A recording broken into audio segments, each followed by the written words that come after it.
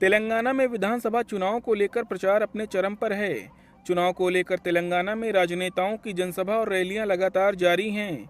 इसी क्रम में केंद्रीय मंत्री और तेलंगाना बीजेपी के प्रमुख जी किशन रेड्डी ने हैदराबाद की सनत नगर विधानसभा में रोड शो किया। इस दौरान जी किशन रेड्डी तेलंगाना में सत्ताधारी बीआरएस और कांग्रेस पर जमकर बरसे। तेलंगाना बीजेपी के प्रमुख जी किशन रेड्डी ने कांग्रेस को निशाने पर लेते हुए कहा कि समाज का हर वर्ग कांग्रेस के खिलाफ है। जी किशन रेड्डी ने तेलंगाना को लेकर कांग्रेस की गारंटियों पर भी हमला बोला। कांग्रेस पार्टी कर्नाटक में 5 गारंटी के नाम पर सत्ता में आया है, मगर 5 गारंटीज अमल नहीं कर रहे, इंप्लीमेंट नहीं कर रहे, पूरा फेल्यूर हो गया। कर्नाटक का हर वर्ग कांग्रेस के खिलाफ है, मगर उनका जो गारंटीज है, गारंटीज इंप्लीमेंटेशन नहीं कर रहे। मगर कांग्रेस पार्टी कर्नाटक जनता के ऊपर इलेक्शन टैक्स के नाम पर पूरा भ्रष्टाचार के द्वारा हजारों करोड़ रुपए इस 5 महीने के अंदर एकत्रित करके तेलंगाना में, मध्य प्रदेश में, राजस्थान में, छत्तीसगढ़ में इलेक्शन के लिए राहुल गांधी जी के आदेश पर, सोनिया गांधी के आदेश पर कांग्रेस पार्टी कर्नाटक सरकार हजारों करोड़ रुपए एकत्रित करके इधर तेलंगाना में खर्च करे, दूसरे प्रांतों में खर्च करे। वहीं भाजपा नेता और केंद्रीय गृह मंत्री अमित शाह भी तेलंगाना में चुनाव को लेकर लगातार जनसभा और रैलियां कर रहे हैं।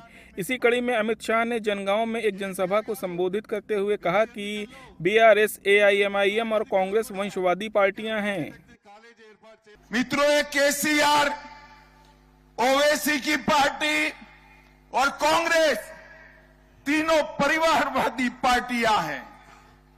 మిత్రులారా, మీ అందరు గమనించాలి, కేసీఆర్ పార్టీ గాని, కాంగ్రెస్ పార్టీ గాని, ఎంఐఎం పార్టీ గాని, వీటన్నిటిలో ఉన్నటువంటి కామన్ డిఎన్ఏ ఒకటి పరివారవాద్, అంటే కుటుంబ పార్టీలని మీకు తెలియజేస్తున్నా।